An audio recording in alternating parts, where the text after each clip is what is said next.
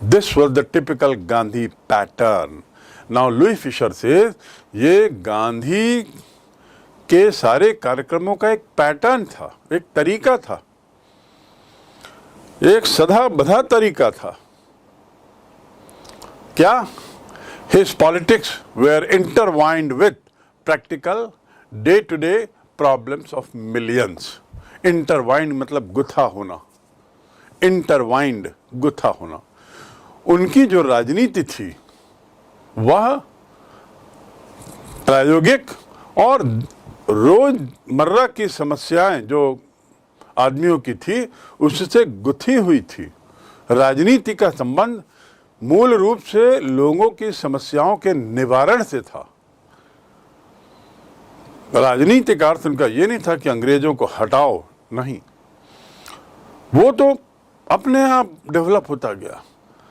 गांधी का कहना था मैं जो भी करता हूं वो तो एक्चुअली समाज के लिए कर रहा हूं।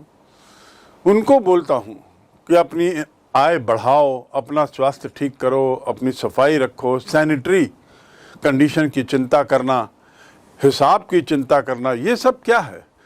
ये सब के पीछे गांधी का उद्देश्य था हमारे देश की जनता को सिखाना, कुछ सीखने की जरूरत है। और वो सीखते सीखते उनके मन में स्वाभिमान भी जागेगा, आत्मविश्वास भी जागेगा और आत्मबल भी बढ़ेगा। That is what Gandhi said.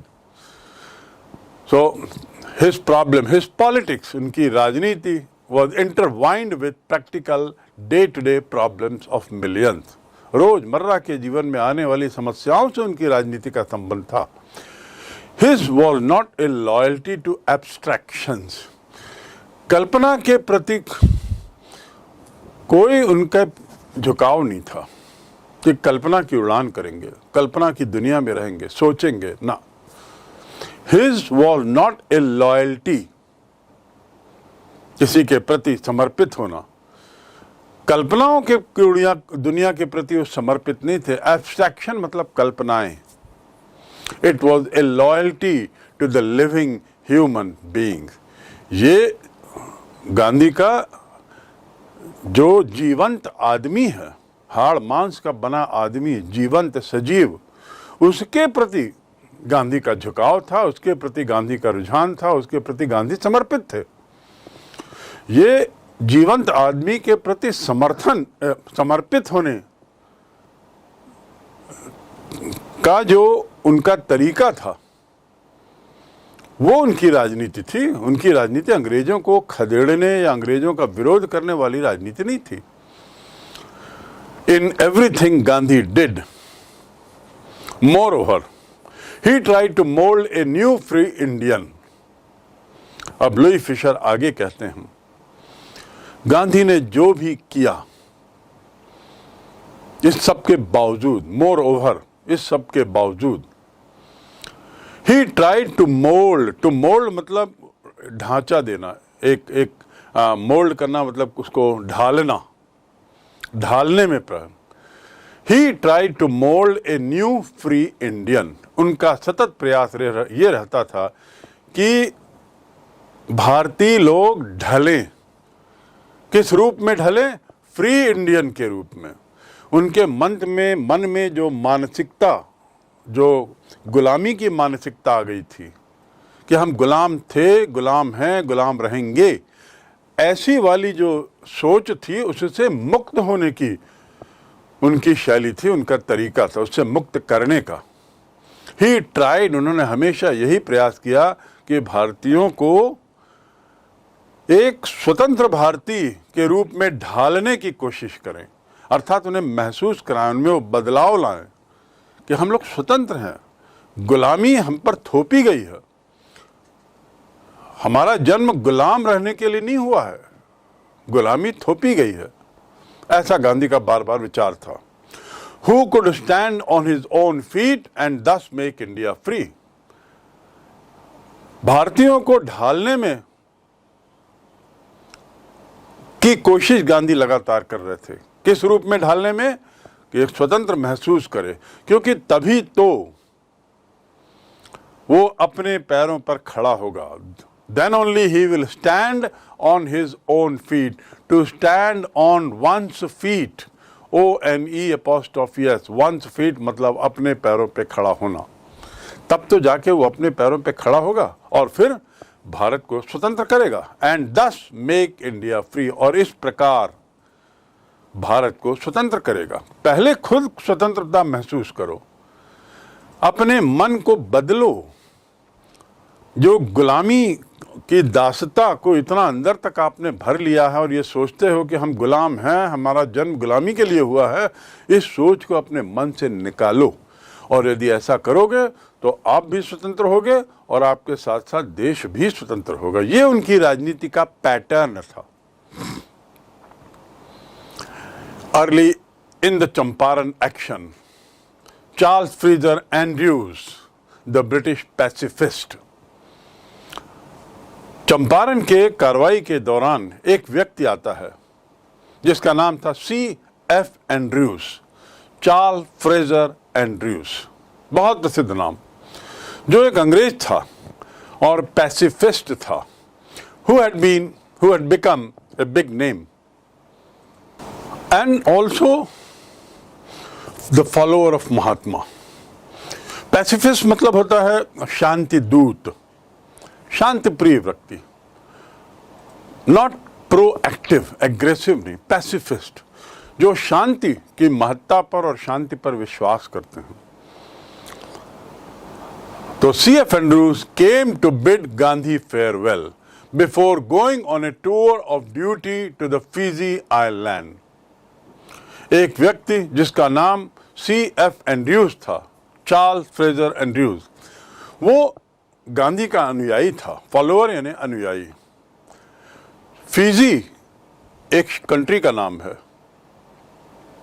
वहां अपने कर्तव्य को निभाने के लिए जब उसे जाना होता है फिजी, तो जाने के पहले वो गांधी से मिलने आया। Gandhi to bid Gandhi farewell, to bid farewell मतलब विदाई देना, विदाई लेना। He came to bid Gandhi farewell before going on a tour of duty to Fiji island. To bid farewell, एक तो टू बिड मतलब होता है बोली लगाना, नीलामी के समय जो बोली लगाते हैं ना, there is a bidding going on, वहां नीलामी चल रही है। और टू बिड फेयरवेल मतलब विदाई देना। तो फिजी आइलैंड में अपने कर्तव्य के निर्वाह के लिए जाने से पूर्व गांधी का एक अनुयायी जिसका नाम फ्रेजर था, चार्ल्स एंड्रयूज फ्रेजर, वो उनसे मिलने आता है। Gandhi lawyers friend thought it would be a good idea for Andrews to stay in Champaran, help them. Gandhi के जो सहयोगी थे, लॉयर सहयोगी, आपको याद होगा राजेंद्र प्रसाद के साथ बहुत सारे लॉयर्स आ गए थे चंपारण में, और उन्हीं लॉयर्स लोगों ने महसूस किया कि चार्ल्स एंड्रयूज यदि यहाँ रुक जाते हैं चंपारण में तो ये एक बड़ा अच्छा विचार होगा, क्योंकि इससे उनको मदद मिलेगी। उनको लगा चार्ल्स एंड्रयूज हमारे काम आ सकता है, और इसलिए वो चाहने लगे कि वो यहाँ रुक जाए, चंपारण में रुक जाए। Andrews was willing if Gandhi agreed. Andrews इस बात के लिए तैयार थे बशर्ते गांधी उसके लिए सहमति दें, राजीनामा दें। किस बात के लिए? कि हाँ एंड्रयूज तुम फिजी न जाकर के यहीं रह जाओ। Imagine an English man joining lawyers who were protesting against British policies, decided to stay back in Champaran, but decided to agree to stay back at Champaran, but Gandhi was vehemently opposed. Vehemently मतलब very strongly. To oppose माने विरोध करना। गांधी ने इस विचार का बड़ा सख्त विरोध किया। किस विचार का? कि चंपारण में एंड्रयूज रहें।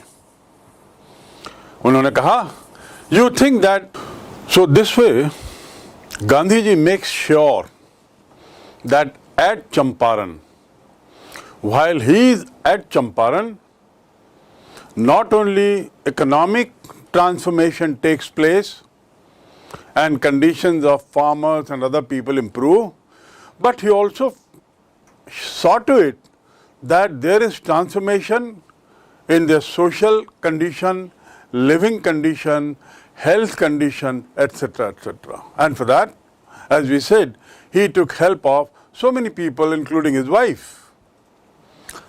Now, all this makes Champaran episode meane ghatna. We move to the next paragraph. All this makes Champaran episode a turning point.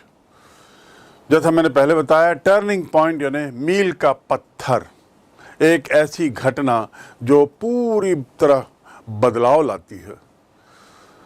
So it was a turning point in Gandhi's life. That is what Gandhi said to Louis Fisher, the writer. When Louis Fisher asked how you feel it to be a turning point in your life, Champaran के लोगों के जीवन के लिए तो ये मील का पत्थर था ही, पर गांधी जी के लिए भी ये मील का पत्थर साबित हुआ. तो लुई फिशर ने पूछा कैसे, तो गांधी ने कहा, What I did was a very ordinary thing. मैंने बहुत सामान्य चीज की वहां, ordinary thing.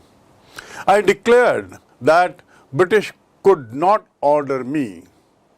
I declared that British could not order me about my own country. मेरे को अपने देश के बारे में वो आदेश नहीं दे सकते. बस मैंने यही किया. कल्पना करिए, इतनी बड़ी चीज, ब्रिटिश एम्पायर को एक तरीके से उन्होंने चुनौती दी थी चंपारण में. लेकिन जब उनसे पूछा गया, गांधी से लुई फिशर ने बाद में पूछा कि क्या रहस्य है आपके सफलता का, उनका कुछ नहीं, मैंने बड़ी सादा चीज की. I ensured that British could not order me about in my own country. But Champaran did not begin as an act of defiance, Pratirod. Champaran did not begin as an act of defiance. ये कोई defines का ही केवल एक उदाहरण नहीं था. चंपारण की शुरुआत सरकार का विरोध ही नहीं था. It grew out of an attempt to alleviate the distress of large number of poor peasants. To alleviate मतलब कम करना. To alleviate the anxiety, doctors give some pills, some tablets. लोगों की एंग्जाइटी को, तनाव को कम करने के लिए कई बार डॉक्टर्स दवाई देते हैं. To alleviate मतलब किसी चीज को कम करना, गिरावट लाना. To alleviate the anxiety. And here, to alleviate the distress of large numbers. Distress मतलब दिक्कत, तकलीफें, तनाव, दिक्कत, तकलीफें. Large number of poor peasants, उनके तनाव को, उनकी चिंता को, उनकी समस्याओं को कम करने का मैंने प्रयास किया. उसी से ये शुरू हुआ बस. अर्थात मैंने कोई मेरा आंदोलन या मैंने जो भी चंपारण में किया वो अंग्रेजों का विरोध करना, ऐसी शुरुआत नहीं थी. शुरुआत तो थी इनकी स्थिति को सुधारना, किसानों की स्थिति को सुधारना. और उस सुधार की प्रक्रिया में यदि कुछ ऐसी बातें हुई हैं जिससे अंग्रेजों को लगता है उनको चुनौती दी गई, तो वो उसका बाई प्रोडक्ट है, उसका दूसरा परिणाम है. लेकिन मेरा उद्देश्य तो केवल मेरे किसान भाइयों, मेरे देशवासियों की स्थिति को सुधारना था. This was the typical Gandhi pattern. Now Louis Fisher says ये गांधी के सारे कार्यक्रमों का एक पैटर्न था, एक तरीका था, एक सदा बधा तरीका था. क्या? His politics were intertwined with practical day-to-day problems of millions.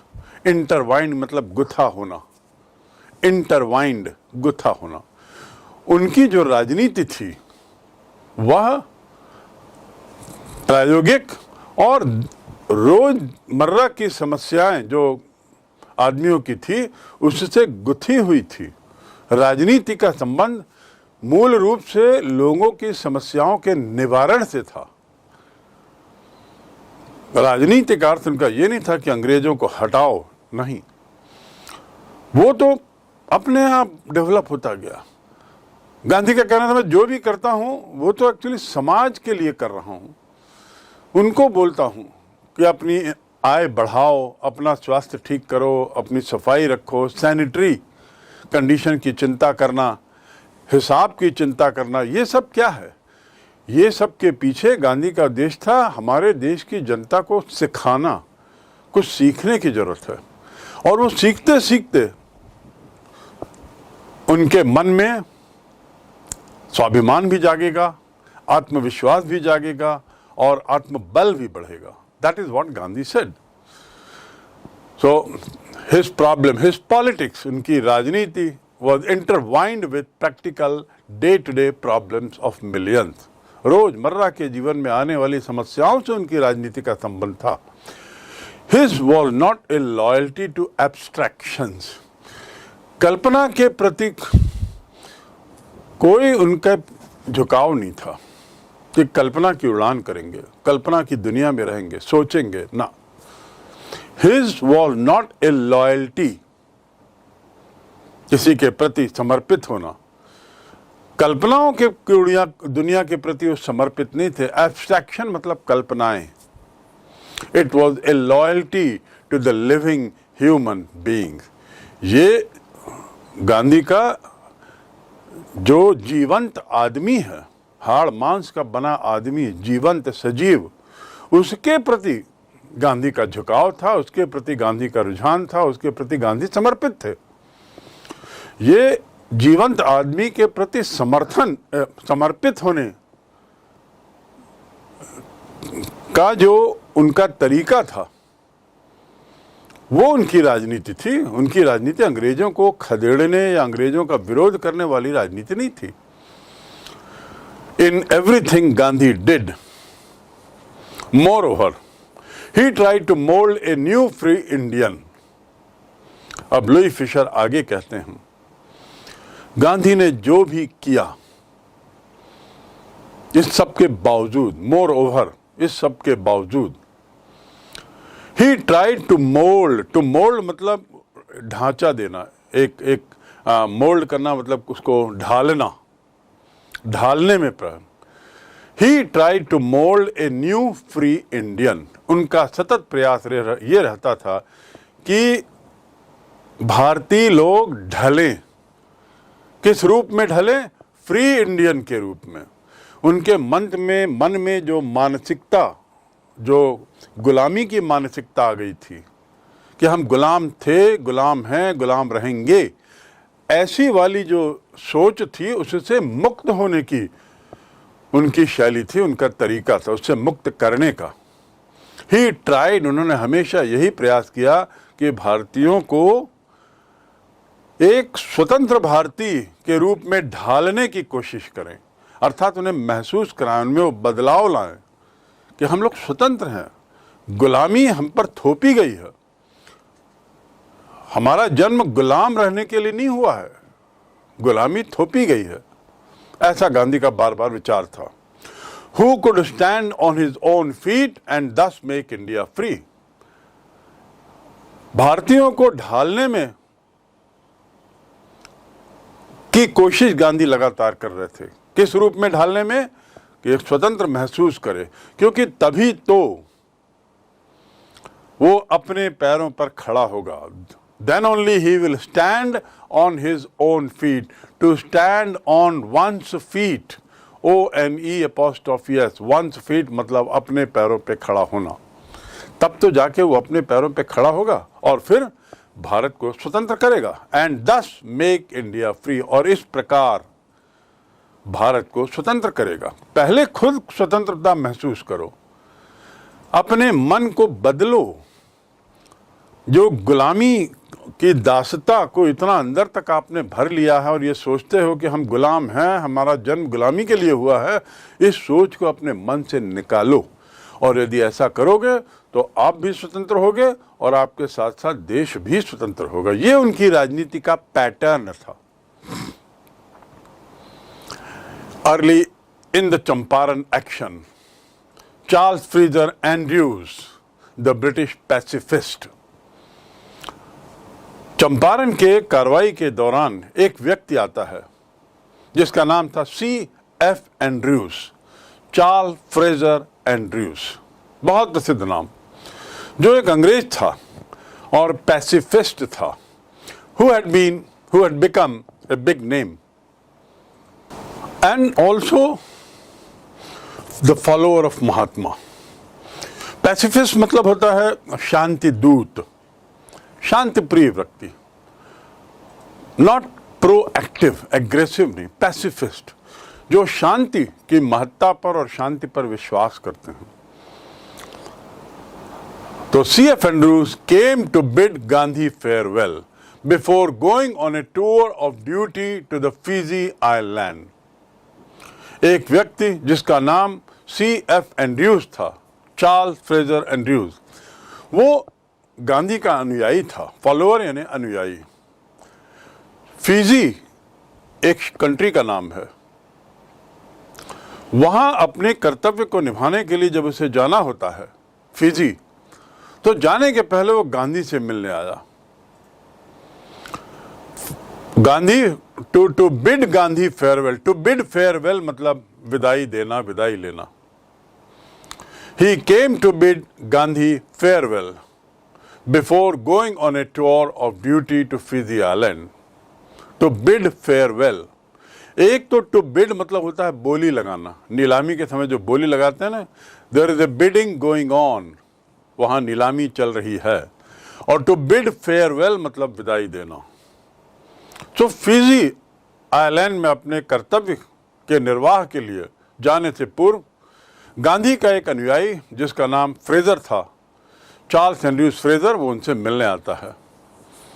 Gandhi lawyers friend thought it would be a good idea for Andrews to stay in Champaran help them.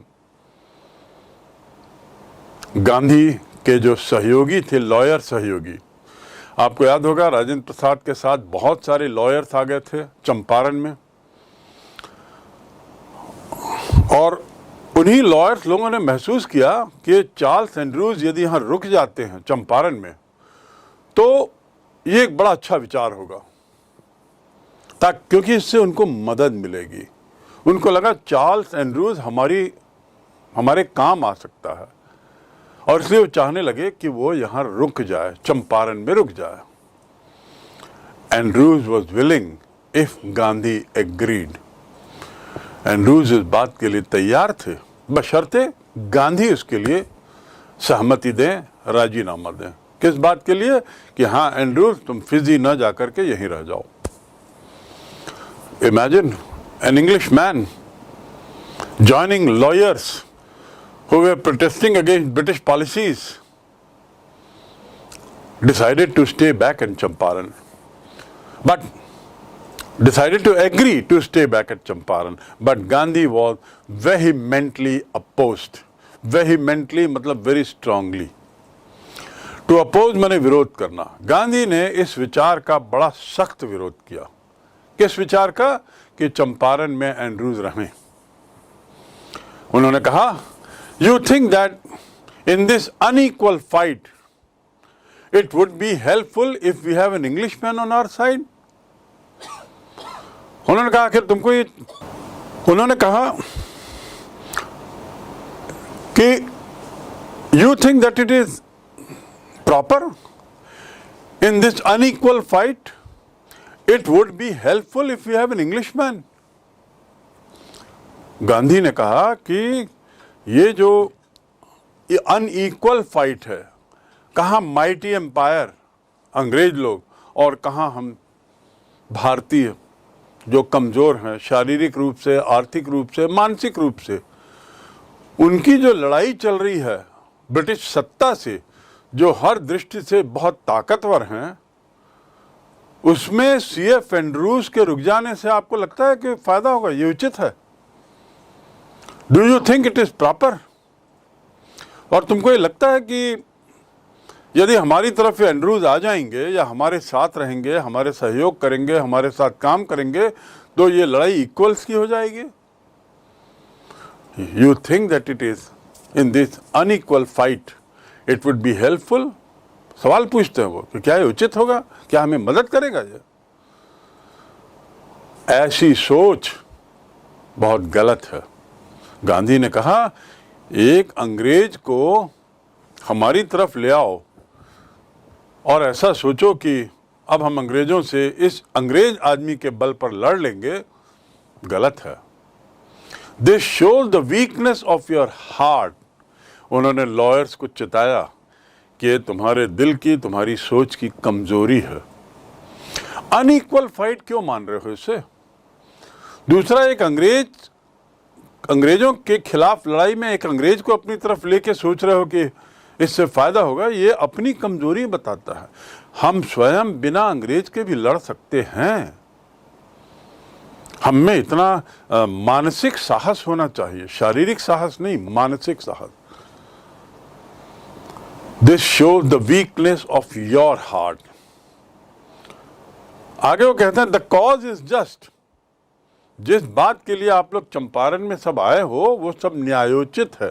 Just माने न्यायोचित, उचित। एक जस्ट का मतलब होता है जस्ट व्हेन आई केम, जिस समय मैं आया उस समय तो है। Just when I came, I am just coming, मैं बस अभी आता ही हूं। और यहां पर है जस्ट माने न्यायोचित। इट इज नॉट जस्ट, ये न्यायोचित नहीं है। उसी से बना है justice, jury, judiciary, just say बना है। तो गांधी ने कहा कि मेरे मित्रों, वकील मित्रों, आप लोग जिस बात के लिए संघर्ष कर रहे हैं, यहां एकत्रित हैं चंपारण में, वो न्यायोचित है। And you must rely upon yourself to win the battle. To rely upon, निर्भर होना। और तुम्हें लड़ाई जीतने के लिए अपने स्वयं पे निर्भर होना चाहिए। You must rely upon your self. दूसरे की मदद क्यों ले रहे हो? एंड्रू फ्रेजर एक अंग्रेज को लेकर उसकी छाती से अंग्रेजों पर प्रहार करना कायरों की निशानी है। खुद अपने दिल को मजबूत करो। Rely on your just cause. तुम्हारी जो लड़ाई है वो न्यायोचित है, उचित कारण के लिए है। उसमें डरने की कोई बात नहीं, अपने को कमजोर समझने की कोई बात नहीं। मतलब एंड्रू फ्रेजर को केवल इसलिए अपनी तरफ लेना कि आप अंग्रेजों को फ्रेजर के नाम से कुछ राजनीति करोगे, ये गलत है। Gandhi was very different in his thought. You must rely on, to rely on. I relied on you and you did not come. मैं तुम पर निर्भर हुआ और तुम आए नहीं। I relied on your answer. मैं तुम्हारे उत्तर पर निर्भर था कि तुम मुझे उत्तर दोगे, मैं उसे कॉपी करूंगा। I relied on you for the answer but you did not give me. Got it? So to rely on मतलब निर्भर होना। So Gandhi says you should rely upon, you rely on yourself to win the battle. Champaran की इस लड़ाई को जीतने के लिए आप अपने पर निर्भर होइए। फ्रेजर या किसी दूसरे की जरूरत नहीं है। C.F. एंड्रूज की जरूरत नहीं है, किसी अंग्रेज की जरूरत नहीं है। क्योंकि आपका जो कारण है जिसके लिए आप यहाँ आए हो, संघर्ष कर रहे हो, वो उचित है, वाजिब है। जस्ट मतलब न्यायोचित, जस्ट माने वाजिब, उचित है। You should not seek a prop in mister Andrews. आप मिस्टर एंड्रूज के रूप में एक मोहरा मत खोजो। Because he happens to be an Englishman, क्योंकि एक अंग्रेज है तो एंड्रू फ्रेजर को आप एक मोहरा बनाना चाहते हो, बहुत गलत। टू सीक माने पीछे जाना, पाने की कोशिश करना। आई seek your support for my fight against injustice. मैं अपने अन्याय की लड़ाई में आपका सपोर्ट चाहता हूं। टू सीक माने चेष्टा करना, पाना। आई seek your support, I seek your blessings. हम बड़ों को बोलते हैं कि आई सीक योर ब्लेसिंग्स। ब्लेसिंग्स माने आशीर्वाद। मैं आपके आशीर्वाद की पाने के लिए लालायित हूं। तो गांधी ने बड़ा साफ कहा कि एंड्रूज को एक मोहरा बनाने के लिए मत लो। He happens to be an Englishman, क्योंकि वो अंग्रेज है।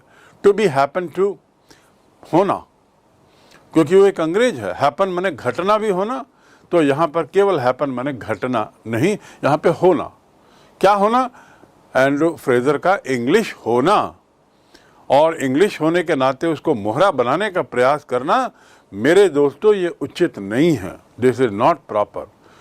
You are fighting for the right thing. Have belief in yourself. अपने स्वयं पे विश्वास करो, अपनी क्षमता पर, अपने स्टैंड पर, जिस चीज के लिए संघर्ष कर रहे हो उस पर, और अपने स्वयं पर विश्वास करते हुए चंपारण में जो भी करना है वो करो। He had read our minds correctly। जब इतना सब लुई फिशर को बता रहे थे कि मैंने ऐसा कहा मिस्टर एंड्रूज के बारे में, तो फिशर अब बताते हैं कि राजेंद्र प्रसाद क्या, he had read our mind correctly. Rajendra Prasad ने कमेंट किया, किसी को कहा कि गांधी ने हमारा माइंड जो है बिल्कुल सही समझ लिया। टू रीड माइंड मतलब समझ लेना सामने वाला क्या सोच रहा है। आई could not read his mind. मैं उसे समझ नहीं पाया, वो क्या बोल रहा था, क्या बोलना चाह रहा था, क्या चाहता क्या था, मैं समझ नहीं पाया। I could not read his mind. To read mind, so Rajendra Prasad read the mind correctly. Rajendra Prasad का कहना था कि गांधी ने हम लोगों को सही समझ लिया। सही समझ लिया मतलब हम लोग क्या सोच रहे हैं उसको उन्होंने समझ लिया। And we had no reply. और अब हमारे पास कोई जवाब नहीं था। किस बात का? एंड्रू फ्रेजर को जो हमने अनुरोध किया कि इसको यहाँ रोकने के लिए बोलो, और एंड्रू फ्रेजर तैयार हो गए। लेकिन हाँ, एंड्रू फ्रेजर ने ये जरूर कहा कि गांधी मानेंगे तो मैं रुकूंगा। तो लोग गांधी के पास गए। गांधी ने कहा, कैसे कायर लोग हो तुम लोग।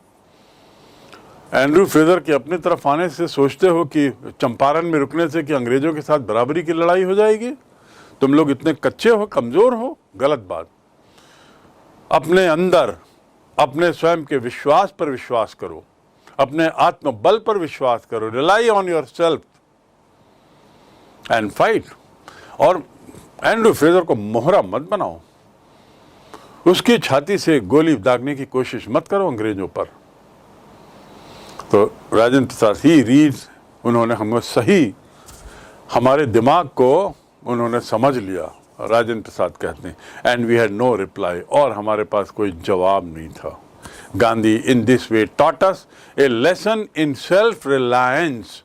और इस प्रकार राजेंद्र प्रसाद कहते हैं, गांधी ने हमें आत्मनिर्भरता का एक पाठ पढ़ाया। आत्मनिर्भरता का पाठ। आत्मनिर्भरता की बात यहाँ कहाँ आ रही है? अपने पर निर्भर हो। अंग्रेज की क्यों मदद ले रहे हो?